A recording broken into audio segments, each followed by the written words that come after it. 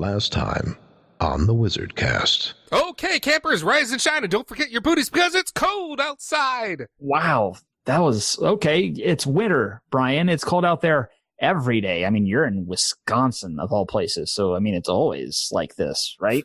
Not Harley. You can expect hazardous travel later today with that blizzard thing. Blizzard thing?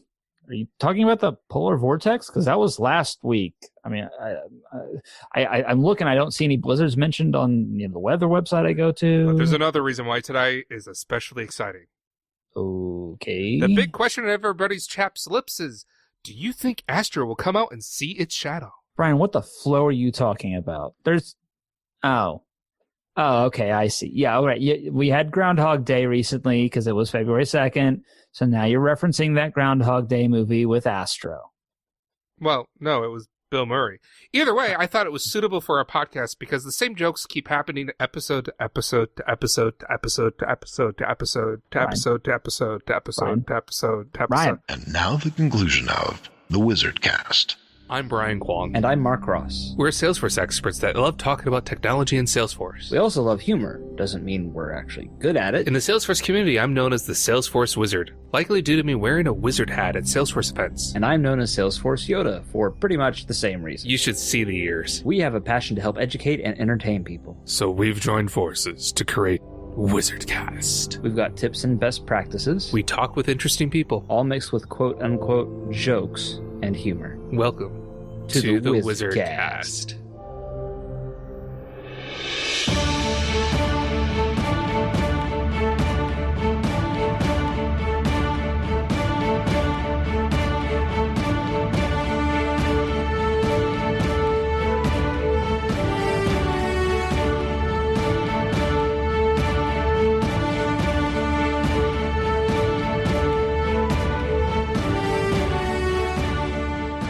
Knock, knock. Who's there? Mockingbird. Mockingbird who? Mockingbird who? Yeah. Thank you very much for submitting a joke through our voicemail. That was from Roy Moore, which means we have at least one guaranteed listener who is going to laugh at this episode's joke. Yes, thank you, Roy, for that. You can leave us a joke too. Call and leave a voice message at number 608-492-0321. We will take listener questions or anything else you want to share on the podcast, like knock-knock jokes. And saying Happy Lunar New Year's, everyone. Exactly. I mean, it's likely to not be Lunar New Year by the time you actually listen to this, but happy date, whatever day it is you're actually on at the very moment. Yeah, which means now the thing about don't call the number and wish Happy Lunar New Year, because that's probably going to be way in the past by the time we get back. It'll be Lunar New Year 2020 you'll be wishing everybody for, and you know what? We're probably not going to keep your clip that long. Sorry. Blame G drive storage limits. Mm-hmm. Well, here we are. It's February. We are finally releasing another episode this year, Mark. Holy cow. I don't know about you, but between my family getting sick, the polar vortex simply freezing us to death. I mean, I hit minus 57 with wind chill last week. Yeah, we didn't have that bad, but we were definitely in single digits, below single digits. The wind chill was pretty nasty. It's, I bet you're glad it's done and passed. Yes, I'm no longer hovering hovering next to the exhaust port of my laptop trying to stay warm.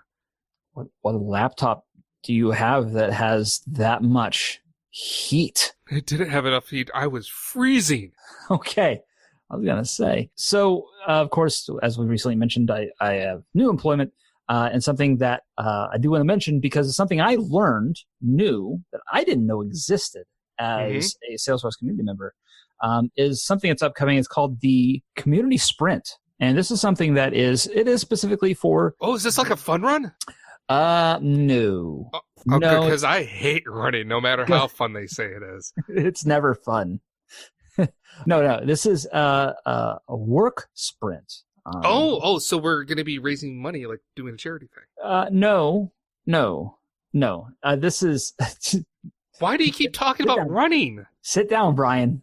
Are you familiar with the agile concept, Brian? I always fail my dexterity rolls. Okay. Look, so here's the deal. Here's what it is. Bunch of people get together in one location to work on the NPSP, which is the nonprofit service pack. Isn't it Starter Success pack, Pack? nonprofit, start success pack. I should know. Nonprofit success You pack. should I'm know. still learning. Shut up. It's the nonprofit success pack. Been weeks, Mark. Okay, I'm still learning. It's a slow process. There's also the EDU, HEDA, and the other products that are involved with that. A lot of these are actually open source things. I don't know if a lot of people realize that. These packs that are done, that are maintained by the Salesforce.org group, they're actually, obviously they are worked on a lot by the actual, SFDO employees, but other people can contribute through GitHub. And it's not just those code bases. It's also like documentation is also co-sourced. A lot of the kind of concepts, if people say, hey, MPSP is great, but it's missing this one key feature, we need people to come, Salesforce needs people to come and actually present those. So what they have are 3 times a year, they have these things called community sprints. Name notwithstanding, Brian, what it is it's basically an invitation for people in the community to come and get together to suggest and work on things that have to do with these open source, philanthropic products. So it's kind of like a Salesforce Saturday. Except it's 2.5 days long. The upcoming one is in Long Beach, California, and you can actually still sign up. Do you have to be there in person? You have to be there in person, yes. This is an actual, getting together in hotel conference rooms and meeting and talking and sitting at tables and working through stuff and stickies on the wall and all that crazy stuff. So if you are involved at all with the nonprofit vertical or education vertical and you're in the Long Beach area or you really want to come and contribute, this is still something you can sign up for. It is February 20th and 21st. Being able to join that sounds really interesting. I'm not going to go because obviously Long Beach, California is a little bit of a distance. But if you're interested, we'll put a link in the show notes so you can check it out. And these things happen 3 times a year, right? So I'm assuming 3 times a year. The next one is in Detroit, actually. Oh, So okay. maybe I don't want to go there either. But No. that is closer. It is I mean, there's closer. a whole Great Lake separating me and Detroit. What? No, you can swim that. I could walk that at this point. I'm gonna be learning too. It's gonna be my first one. But if you have the desire to, either because you work in one of those spaces, or just because you want to be a part of the community and help out, you don't have to have any experience with any of this stuff. You can just enroll and show up and help, contribute your code skills, your writing skills, your brain, whatever. Sounds like a nice way to volunteer and give back if your company's doing a 1-1-1 model. That certainly would be, yeah. I mean, the fact that this even is a thing. This is why one of the reasons I wanted to bring it up is because outside of the nonprofit and educational space, a lot of us don't even know these kind of things exist, right? Right. So the more I can do to kind of help surface up, some of these other things, not only does it help people know, oh, hey, that's kind of a cool thing that Salesforce does, or Salesforce.org specifically, maybe that's an idea that we can take and use. Or maybe it's something they can influence.com to do in some way, shape, or form. It's what if, Brian, what if we were able to convince somebody like Shannon Hale to do a community sprint flow building session for Ooh. a day or 2 days, and just everybody coming together and let's build flows. That'd be crazy. But it's going to take people in the community actually getting together and being like, hey, we want this. So this is a concept. This is an idea. If you like it, make it happen. Well, you know what, Mark? For our transition, I'm just going to say I'm really tired of being cold. I'm tired of winter. I'm tired of snow.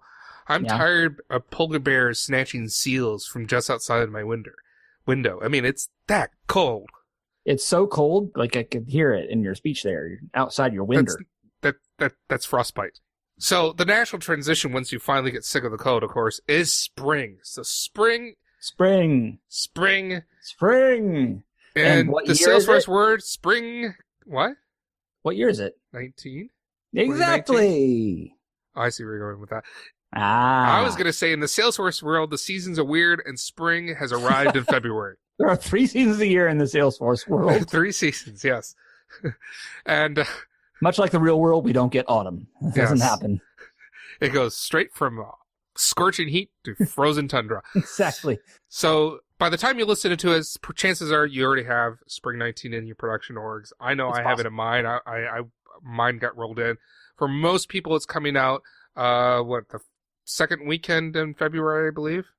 Something like that. Something like that. So probably right as this episode's coming out, knowing our schedule. And we want to talk about some of the things that are coming out in the Spring 19 release for Salesforce. Now, this isn't all-inclusive. We're not going to go read the entirety of the release notes. And I know we make this joke every single time we do a release note overview that one of us is going to be reading the pages. But you know what? It is so long, it's not even worth making the joke this time. No, these are massive release notes this time. And considering how big they are every time, that's saying something. Yes.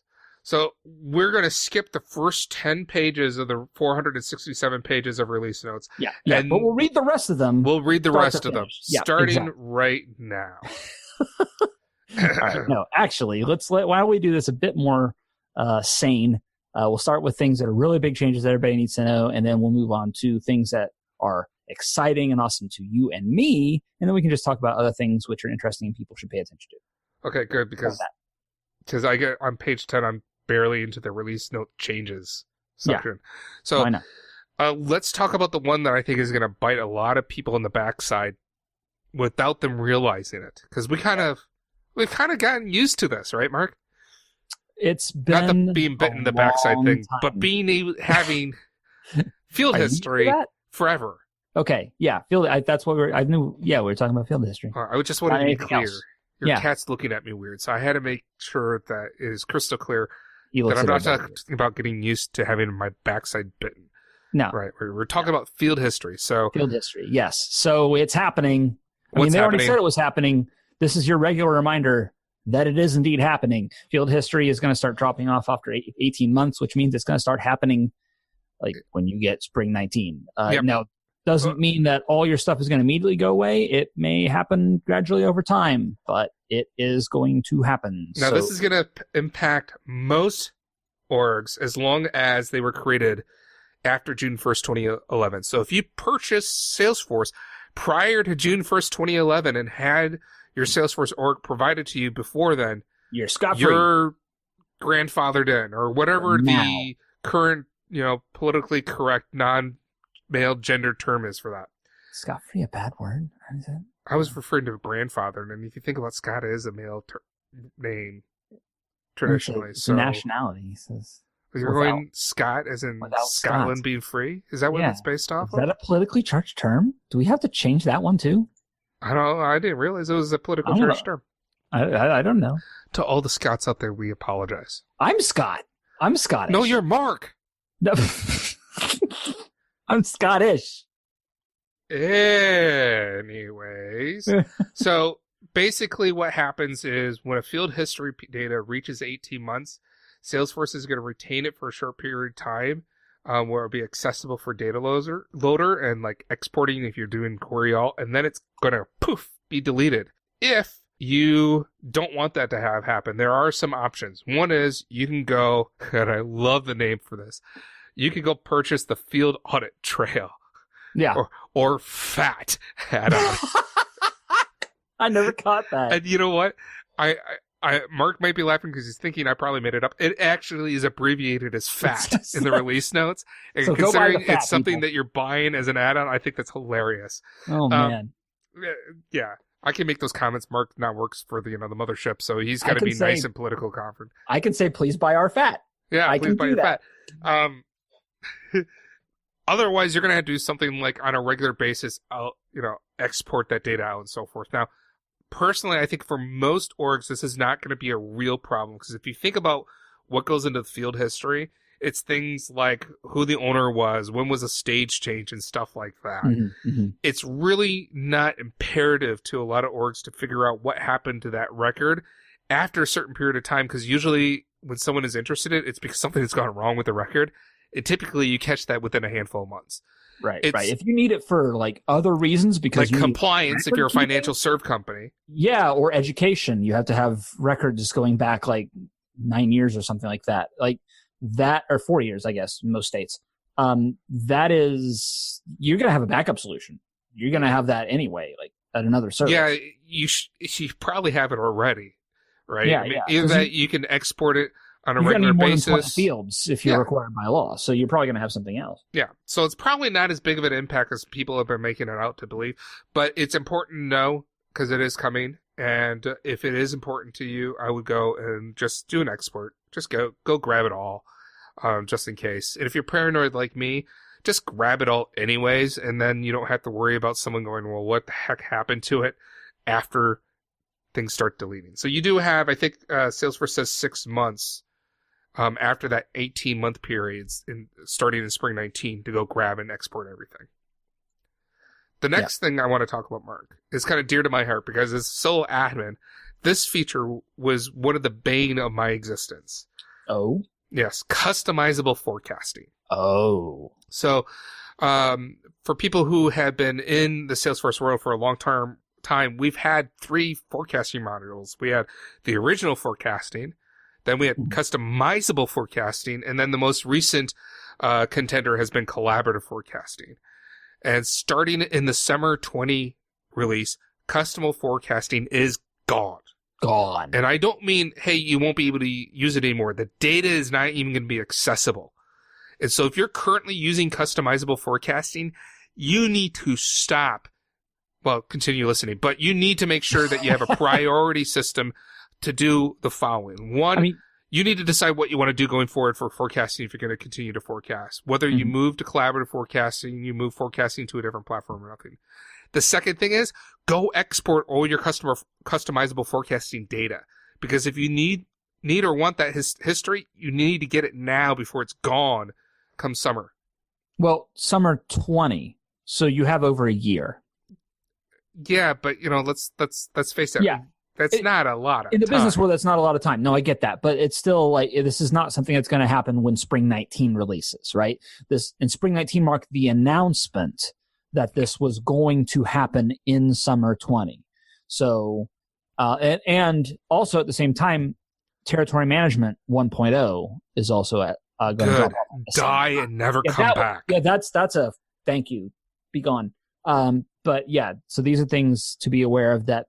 Get them placed in your roadmap. Get your management on board with making the time to get this taken care of. Yeah, absolutely. Got a couple of critical updates as well. We love critical updates. One of these, well, both of these have actually bitten me, so I'm glad that they're doing these now as critical updates to fix this behavior. The first one is hyperlinks in formulas are going to work. It does What, make they me were a bit broken? odd. Well, they kind of don't. They do, but they ignore the target value, right? Oh, the open a new window, existing window type of thing? Exactly. So it's a critical update to say, yes, please fix this functionality that you've advertised in your documentation. Why would that be a critical update? Why wouldn't you just enable that? Because it is behavior. I understand why. It makes sense why. Because it is behavior that is changing. It is potentially user-facing, not just user-facing, customer-facing behavior. Because flows are now have the ability to be on, as of the last release, have the ability to be on unauthenticated websites. Unauthenticated communities. They could also be in authenticated communities before that. So these are things that potentially your customers have been clicking and using, and therefore this is something that we need to make sure that you're okay with the change. I kind of get that. At the same time, it's kind of weird to me because it's like if you explicitly state the target, wouldn't your expected behavior be explicitly what you targeted, and that's what you want? And so if that was a bug and it wasn't working, wouldn't you just want it fixed versus having the option to enable? I can see it both ways. I don't know. It just seems. I love Salesforce, but sometimes it just seems weird to me what they decide to be a critical update that requires that manual turn on and that delay in time before it becomes generally available and automatically on. We should find out. We should find out sometime if there's a product manager or someone out there who works at Salesforce who can tell us what is the thought process or the policy, if there is one, about what's a critical update and what isn't. I'd be interested in that. I'm sure there's a way of finding out who that person would be and then asking. You know what? That sounds like a question for Parker Harris. Ooh, if only Parker Harris was scheduled to come on the podcast soon. He's not, but, that would be cool. Way to spoil it, Mark. I'm trying to build up fake hype, make people want to listen to the next episode. They're going to listen anyway. Yeah. Or they're not. Next episode, mystery guest. Another critical update we have is another one that's like, let's fix something that's broken, is the ability to return null values in formulas in processes and flows. Oh, gosh. So thank God. Gosh. Oh, man. With this has burned me so bad because there's not a real good way of getting around it. No.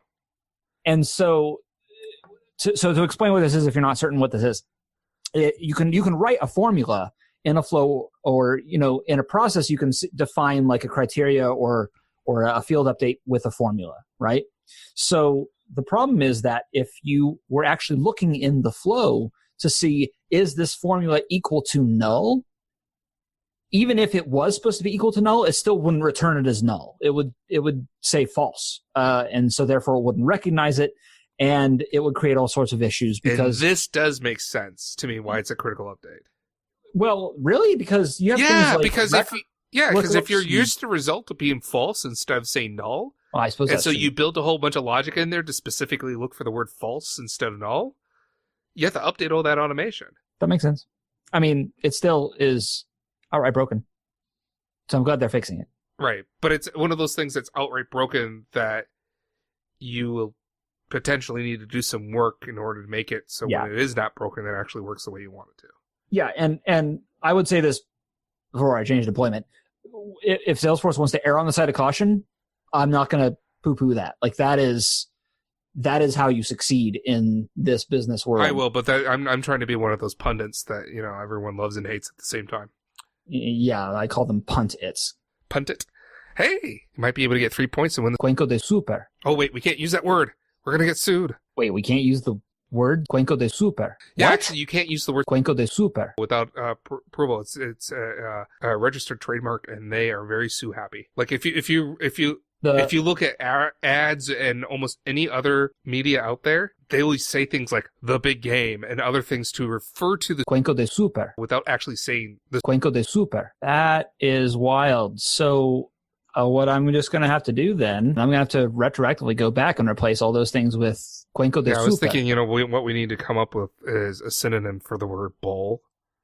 Like super terrain. Can we say super terrain? You could. You can say that legally. Yeah. What's a tureen? It's basically a bowl. Oh, It's okay. typically it can be also used as a pot. So Super pot, super Yeah. goblet, super. people make soup in it. Okay, The really great bowl. really great Pretty bowl. swell bowl. We have a really great bowl for you today. All right, we're way off Fantastic topic. bowl. Okay, we're done with the big ones. Let's Yep. talk about the ones that we find exciting. Yes. And one of the Gee, I wonder what should we start with, Brian? we're gonna start with pinned list views. Because I don't know about you, but clicking the tab and seeing the recently viewed list every single time has caused me so much grief because people were like, but that's not the view I was on. I only use this one view. And there was no good way to really go through that directly to that view in Lightning because you couldn't hard code the URL. And why are you looking at me like that, Mark? Brian, I'm gonna let you finish. But the new Flow Builder is the greatest update of all time. Of all time. So pinned list Flow views, Builder. I think, is going to really be helpful to a lot of people because it's user-based. And it's Hey, one of the just first messing things I used in Spring 19 when my org was out there was to start pinning my list views. It is pretty cool. Yes. Okay, I like it too. Can we talk about Flow Builder now? Yes. Shannon Hale. Shannon Hale. Okay. Anyways, she would not appreciate if we did not talk about the new Flow Builder. And as for those of you who remember, she is the new product manager for Flow Builder. And of course, we're very excited that Shannon Hale. Shannon Hale. Gosh, that is so weird. Anyways, it's generally available. Finally, a non-Flash Yay. version to build Flow. And I don't know about you, Mark. I've played around with it a lot. I did that side by side compare contrast YouTube video. Yep. Uh-huh. I think it's not only simpler and easier to use, but it's so pretty. It's pretty. And it's almost fully feature complete. Almost. There's a few things Almost. like copy and paste I don't think is there yet. Not I there don't yet. think the Rich text. rich Rich text. That's already bitten Yeah. people. Like, I've already been talking to people, and they're there. like, "Oh, where's my rich text?" No, it's gone. there. It's different. Yeah. Really? Did they change it in the past few weeks? Because I had friends who were building stuff in the sandbox, and they're like, "I can't. It doesn't even render rich text anymore, even though I had it before." Oh, I haven't checked the rendering. The rendering's dead. Okay. It That would doesn't be a render it. problem. I haven't looked. Now I have to look. Great. Thanks for that, Mark. Sign me homework during my You're own welcome. podcast. Yep, giving you things. I think the undo redo buttons aren't there yet. And then there's Right. other little things like that are different. Like if you wanted to select multiple elements at the same time, you can't drag a box around them like you could in the Cloud Designer. Oh, really? Control click will work. Good. And then Good. you have to actually. But that's going to take a It while. can take a while, Mm. but you also have to toggle between selection and panning. So if you wanted to move the screen around the flow, you actually have to go into a pan mode, and then you can move around. So it'll take a bit of getting. Yeah, a little quick shortcut. If you use the spacebar, it will toggle you back and forth. That makes it a Nice. lot easier, actually. But yes, I love the new flow builder. I'm actually doing a presentation on it at my user group next week. I think it's going to be amazing, especially for people who have not used flows in the past, to get a better understanding of how things are built and get into the tool. Because I think the Cloud Designer really was a hindrance for a lot of people. Yep. No longer on Flash. That Yes. is gone. That is kaput. Now, And I will say this. Your existing flows do load in the new flow builder. I've been testing that. Yep. They may not be orienting where the elements placements may not be exactly the same, so you may want to do some cleaning up. One thing I noticed in the new flow builder versus Cloud Designer is if you had elements that were pointing to each other, so like think of like a one element loop, right? Loop element, one item, back to the loop. Those arrows a lot more, those two arrows, one going to one element, one going to the other, more distinct in the flow builder. In Cloud Designer, they're right on top of each other. Oh, really? So you couldn't really tell unless you squinted and looked and saw the little divots on the line. If for some reason you need to have access to the Cloud Designer, and I will say this, I've had a few instances where I needed to do that, just because I was editing an existing flow that was just massive. It was just easier to use, to go in and out really quickly. You have to enable it, and you could do that by going to process automation settings, and there's a checkbox that you uncheck.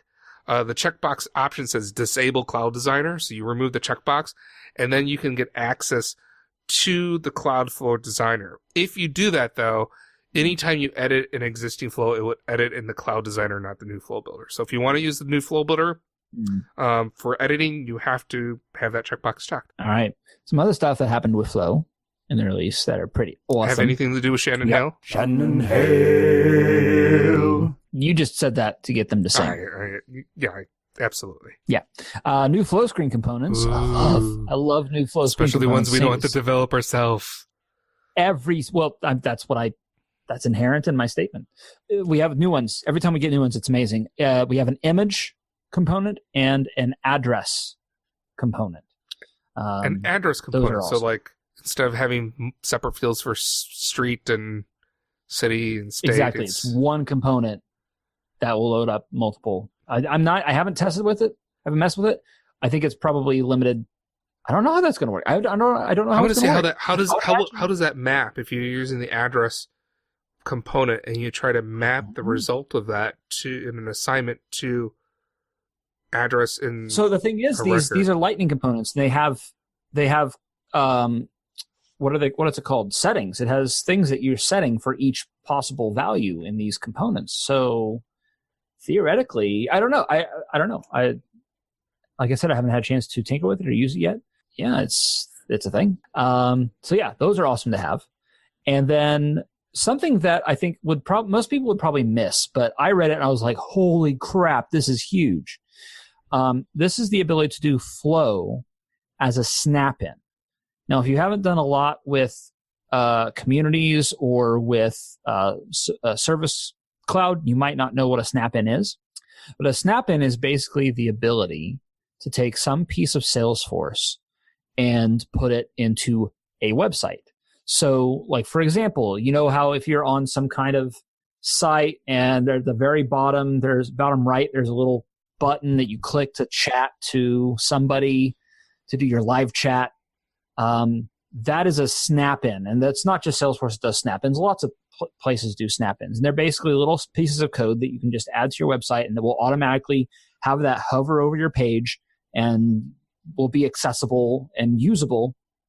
And it's usually some kind of outside service. With this, you can have a flow as a snap-in on a completely un-Salesforce related website for unauthenticated users, right? You could actually have a survey, right? This is just the first thing that pops on top of my head. You could have a survey that somebody clicks on a website that is not a site.com. It is not Visualforce. It is not Lightning Web Component. It is like hosted on, I was about to say GeoCities, that I'm showing my age. Wow. It's hosted on something else. Squarespace, please sponsor Squarespace. WordPress, you can have this, and it's just code that you embed on your WordPress, your Squarespace page, and it runs a Salesforce flow that interacts with your Salesforce org. That's insane to have that as ability. Click there and submit a survey, and it goes into your Salesforce. And it's a flow. You have to make the flow, so you would have to make the survey, but holy hell, there's a lot of power there. And I hope that I wanted to mention this during today's episode because I want people to realize that's there and to use it so it doesn't get ignored and fall by the wayside and not supported. This is what I got really excited about, and then I got slightly less excited about it when I learned about it, and then I got a little bit more excited when I actually thought about it, and that's the customizable help menu. Wow, your emotions are a real roller coaster. You know, hey, when you're stuck in the polar vortex and you're sick, you're up and down all day long. So I got really excited about it because when I first saw the title, I was thinking, oh my goodness, we can provide customizable help everywhere. But here's the thing. It is not context sensitive.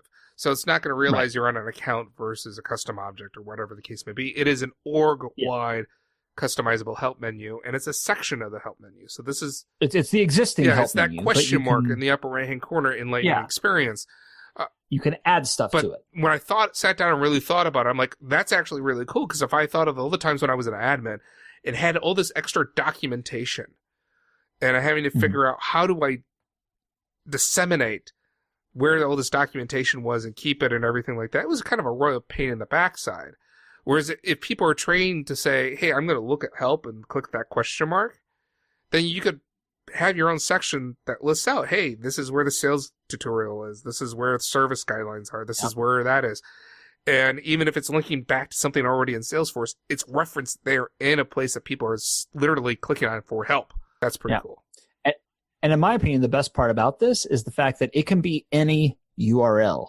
It does not have to be in Salesforce or a Salesforce really page. Dangerous. It could be really dangerous, but that's also really powerful. You know, if all of your double check your copy and paste, folks. Double check your copy and paste. Yeah, I'm not going to go into potential patient zero scenarios there, but the fact, like, maybe if all your documentation on your processes are in some Confluence site, right? Link to your Confluence site from your Salesforce help menu. You know, that's really cool. That's really helpful. The next thing, honestly, I'm not that excited about. I am glad it's there because I think it's been like a royal pain in the backside for a lot of people. Oh, yeah. Right? To the point where there's an app on the App Exchange to literally solve this problem, and that's being able to print a record in Salesforce. I mean, having a printable view is just not in Salesforce for Lightning. It's not Lightning. It's been in Classic for who knows how long. And it was really annoying people that you couldn't do that. And I understand why it's taking so long because, hey, it's a cloud design. You're supposed to get people to use it. But there's a lot of valued reasons why you would want to print a record.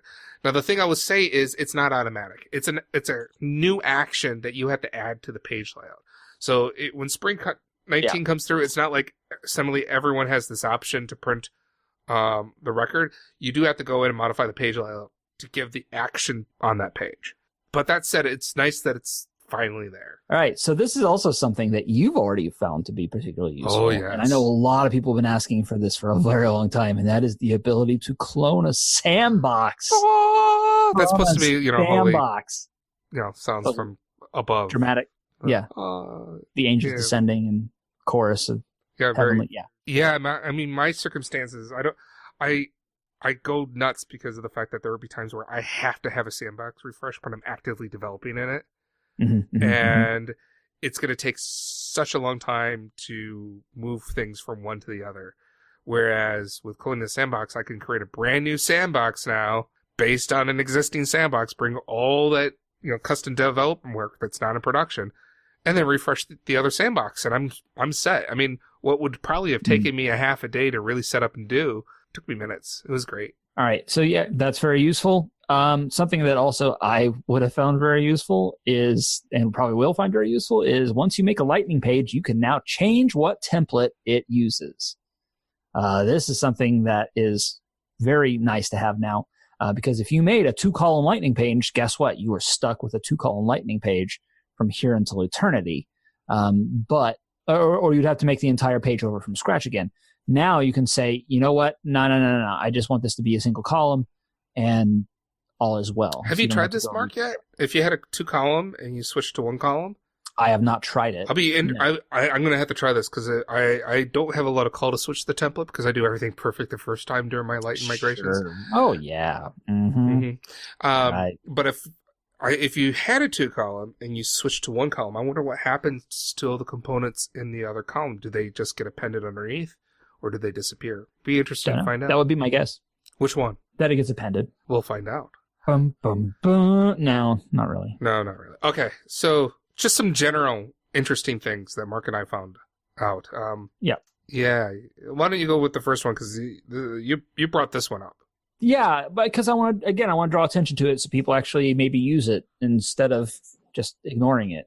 So the guided actions thing, I presented on guided actions. It's kind of cool. It's a little flow or lightning component that lets you basically, your users can choose what screen flow they want to run. And that's kind of cool. It's going GA. It's great. But there's something that's been added to this, and it's the next best action. Next best action.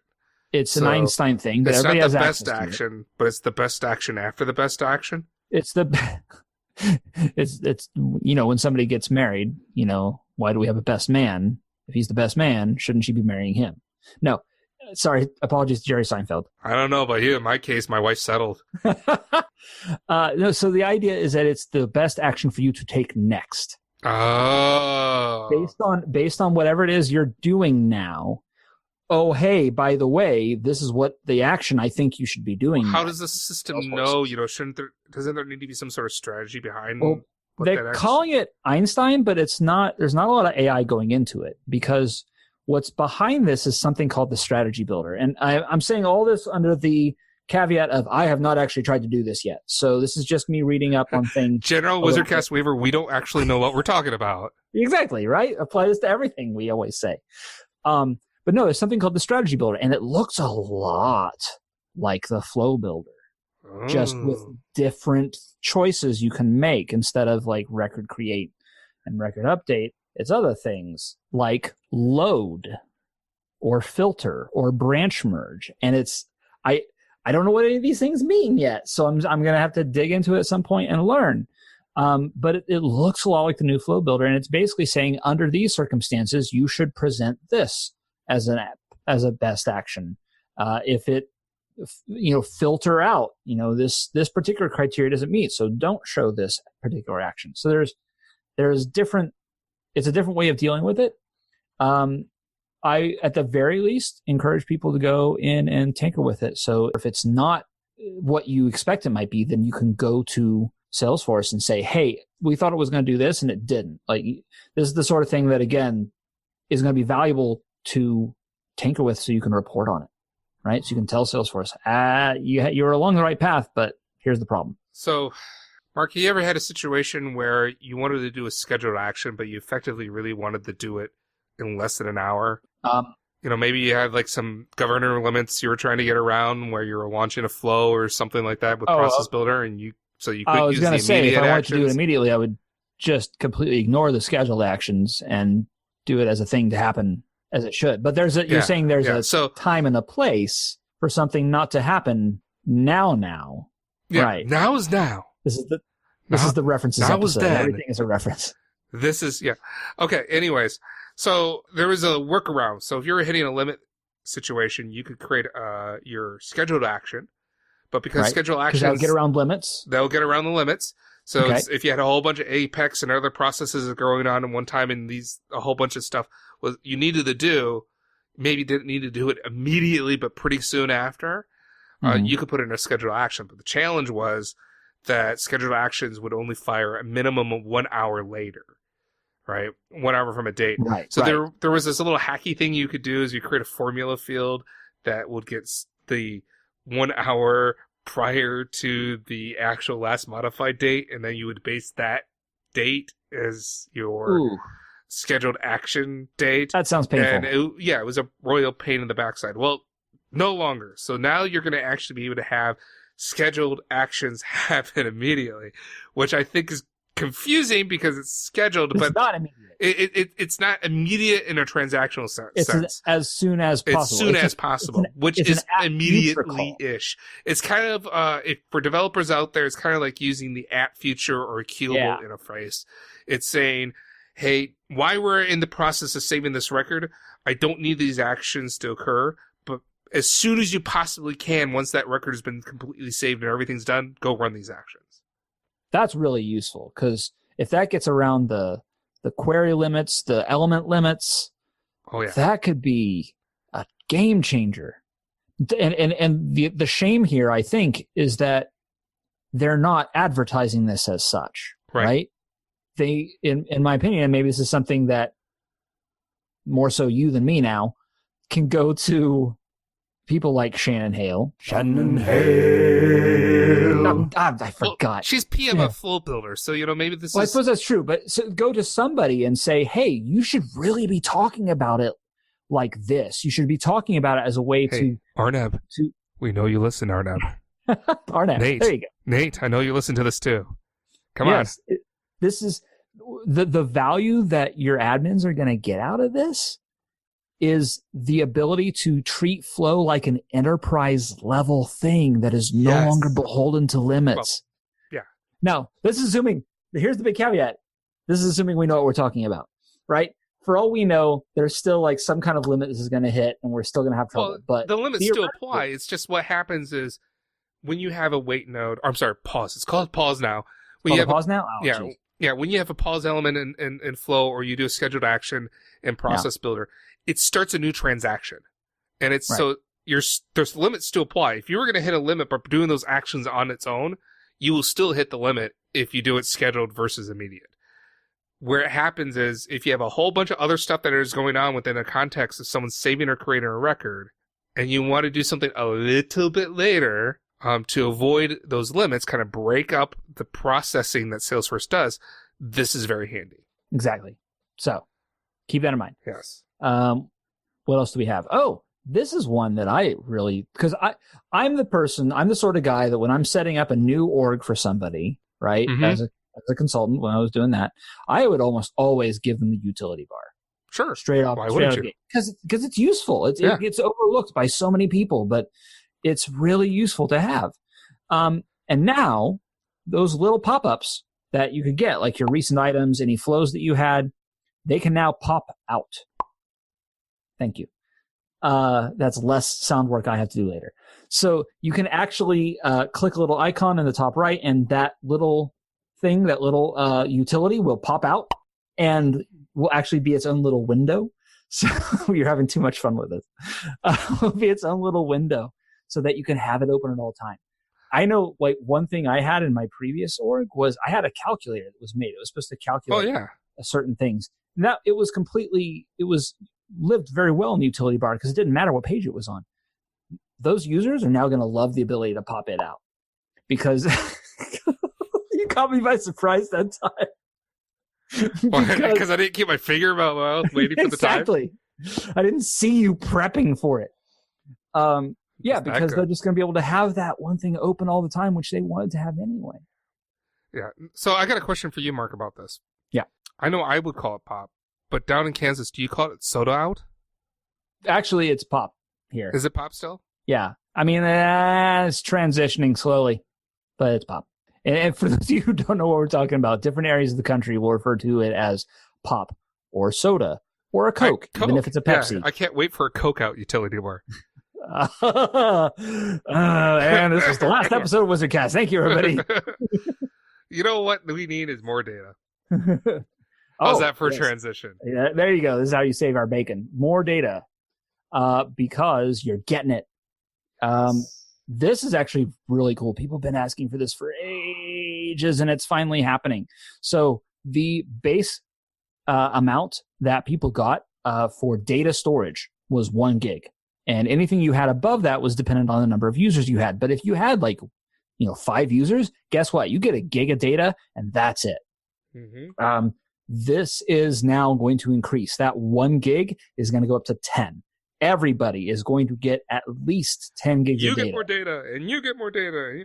Now, what it looks like to be is it's 10 gigabytes on top of the license amount. So, yes, it was different before. Yeah, if you were on Professional Edition, it was 20 megabytes per user, right? So, if every user got 20 megabytes of their own data, plus you had an org data amount, and what it is the org data amount's going up. No. In the old one, if you had less than a gig, you got a gig, and that was it. It wasn't in addition. In the new one, it's in addition, no matter what. Even if you're. I see what you're saying. Yeah. Okay. Yeah. So 10 gigs is 10 gigs. That's a good chunk of data in Salesforce. If you figure every record's about 2K.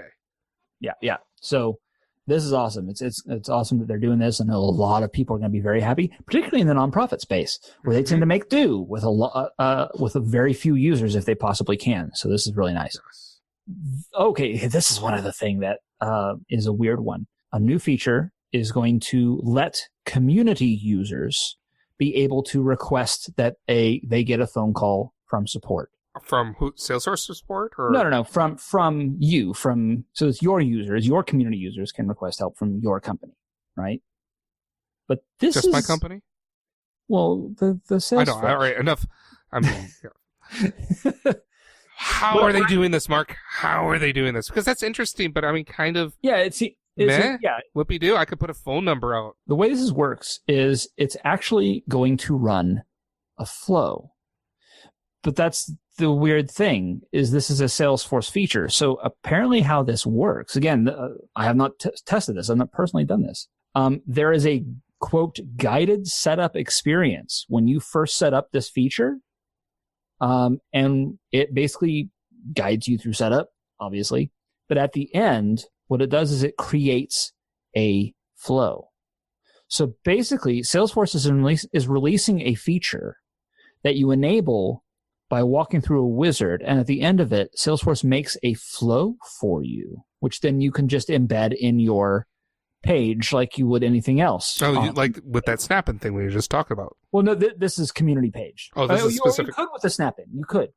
You absolutely could with the snap-in. So it's wherever you could put a flow, basically, because it all did is make a screen flow. So to me, this stands out as something very interesting in that Salesforce is releasing a feature by way of creating a flow, which then you can go customize. That's pretty cool. I mean, it can be potentially a game changer because they can say, look at all these nifty use cases for features we already have developed that you may just not have thought of. And instead of just saying, hey, here's a use case to do it, and here's the screens of examples to do it, they can simply provide a guided system, answer a bunch of questions, and boom, the baseline is there for you, and you just have to modify it or just go off and use it.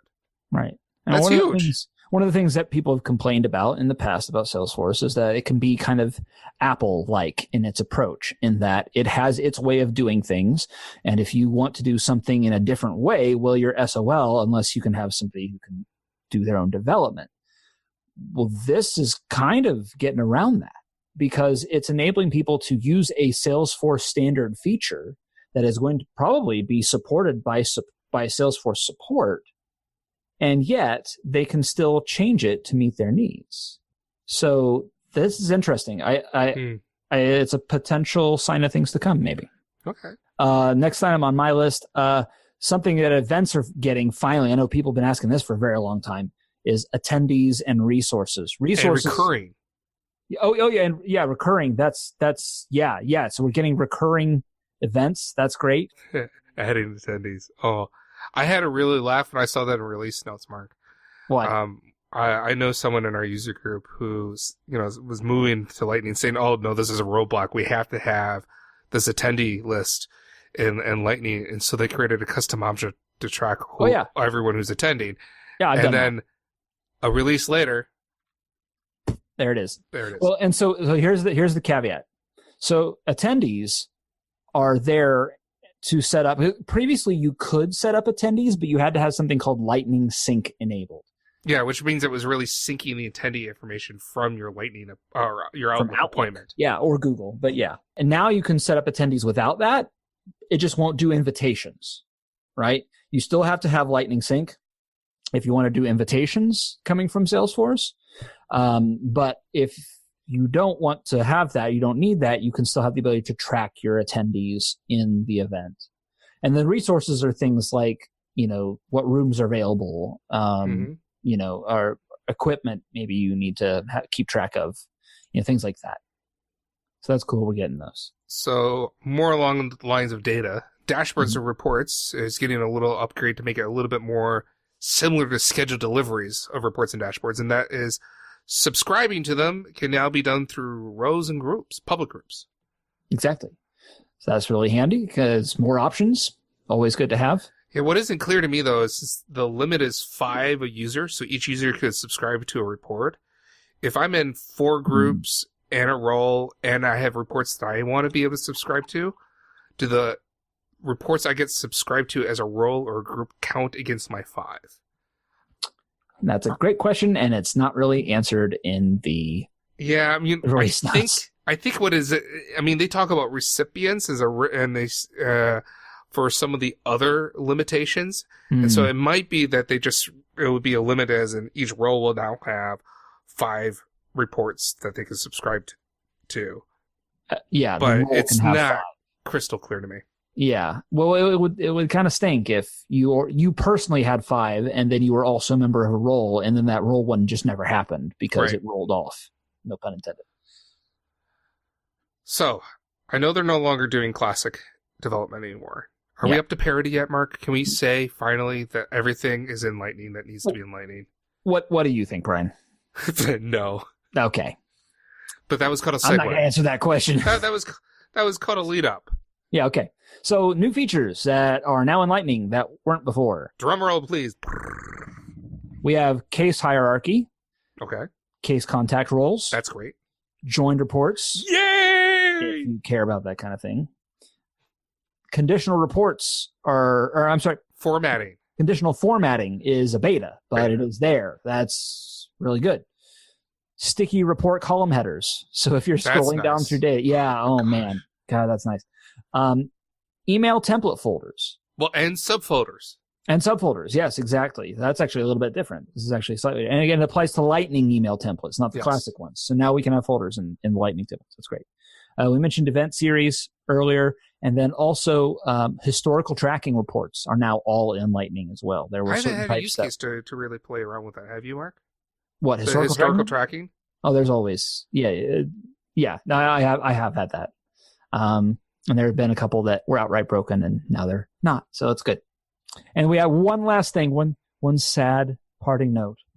I feel like we're doing like the Hunger Games thing, where we all steer off into the distance of the cloud, and then an image of the person shows up with little fireworks.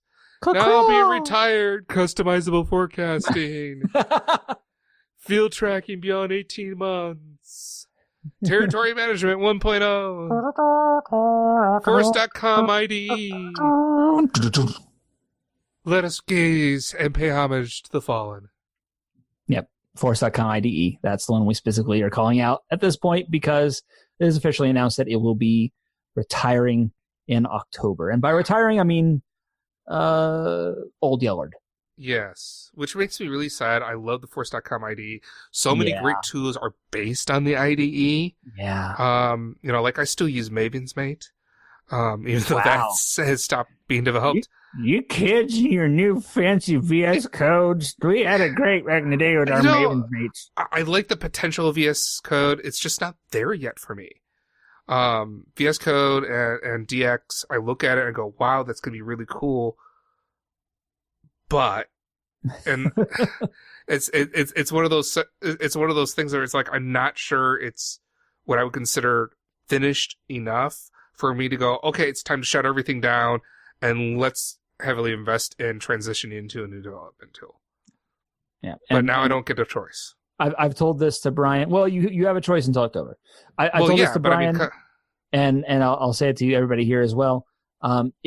Whatever those problems are that you have with DX, the best thing you can do is to sit down, write out in specific detail what those are.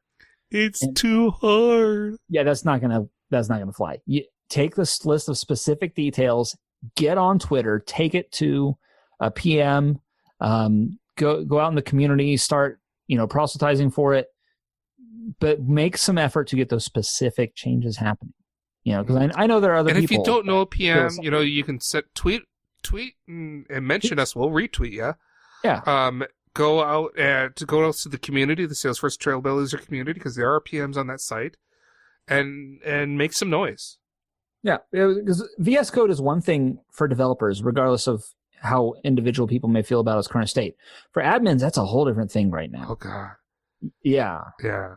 I mean, it's going to make me really, really sad because there's a lot of things as an admin, I use the IDE to make my life easier. Things I used it almost every day, isn't it? Like, it was so valuable. Goodness, I have to get rid of this field. What are all the reports and dashboards being used by this field? Exactly. Right? Exactly. Those types of things, you'll be able to find with other tools, well, they have the where is this used? Hopefully yeah, but it's not completely there yet for everything. No, it's not. There's no Elements Cloud too. I've gotten a lot of good feedback from people who are using that to do similar type of functionality. But it's, nice. It's still kind of like that's a paid solution, right? It's parts of it is paid, yeah. Yeah. I mean, it's fairly cheap if you're a single org. I think it's like I want to say it's $150 an org. If you want to do the connection to your org and bring everything in, I've done it. I liked it. Yeah, and this is my personal opinion. Does not reflect the opinion of anything else. I think it's a good product. Ian Gotts, you haven't paid us any sponsorship money, so nope. Yeah, forget that. He's not paying us. We need to state that he's not paying us. We're not being paid to say this. It's a good product, and Ian is a great person. Yes. And he listens to the community. He's actually added stuff based on me whining to him. So So the last thing I want to mention, and this is my fault because I forgot to copy and paste this. Lightning Web Components. Oh yeah, you can't not mention that. Yeah. So hopefully, so what are Lightning Web Components for the non-developers amongst us, Brian? Think of Lightning Web Components as a Lightning component that's better. So that's not helpful. No, it's not helpful. So there's a lot of things with Lightning components from a development standpoint that is, we'll just call it heavy-handed, where there's a lot of overhead to it, and Lightning Web Components kind of makes things streamlined. And I think that would be my simplest thing. It's kind of like standardization to a certain degree. From what I've been told, Lightning Web Components have the potential to be faster than a regular Lightning component. I don't know about you. You probably can't say anything now that you work over there, but I'm not thrilled with the way that they named this feature because I think it's confusing as all get out for people. But yeah, well, the problem is I've seen Salesforce reference Lightning Web Components as Lightning Components. Yeah. Which is, they're not the same thing. Hopefully there is a developer user group or a user group out there that is doing the kind of Lightning Web Components events that are going on. So if you have not looked recently to your local area, check them out. There's places dedicated just to Lightning Web Components, where Salesforce is providing a bunch of resources and stuff to user groups. They're very interested. I'm not going to go into detail because one, I haven't played with them and I just barely understand it myself. But from what I've seen, they are kind of like the next step in the Lightning component evolution. WizardCast is produced by Brian Kwong and Mark Ross, directed by Brian Kwong and Mark Ross, technical administration by Brian Kwong and Mark Ross, script writing by Brian Kwong and Mark Ross, audio editing by Brian Kwong and Mark Ross, website maintenance by Brian Kwong and Mark Ross, and our intern this episode was Needle Nose Ned. That sounds really familiar. You can be an intern too. Just follow us at WizardCast_pod on Twitter. Or you can come up to us to any events you see us and then take a picture and then, tweet us so we remind you to add us to our list. I'll be at the community sprint in Long Beach in February, so come and see me there. And I'll be probably freezing my butt in Wisconsin for quite some time. Yep, you have fun with that. Have a joke, interview suggestion, or other comments that you want to send, let us know. You can call and leave a voice recording at 608-492-0321 or email wizardcast@thewizardnews.com. And we want to hear from you. Specifically, if you got a question you want us to ask Parker Harris, what would it be? You can submit a question by going to bit.ly/ParkerQuestions and fill out our short form. And the time is coming. We're going to do another idea exchange highlight. We want to know your ideas, either ones you've submitted, ones you've voted on, or ones that you've seen and just kind of go, why is no one responding to this? We want more community insight. Or you just want to hear what Mark and Brian think about it. Go to bit.ly/idea highlight to submit that idea to us. And don't forget to subscribe to the WizardCast and receive our next episode automatically. Please post reviews on Apple Podcasts, aka iTunes, and share this episode. It helps others to hear what you just had to endure. Once again, I'm Brian. And I'm Phil? Phil Connors? It's me, Ned. Bing! Thanks for listening. Man, I really hope our listeners have actually seen the movie Groundhog Day, or they're not going to get any of these jokes. I know. I mean, I felt like I was stuck in that never-ending episode loop for like 8 years, 8 months, and 16 days.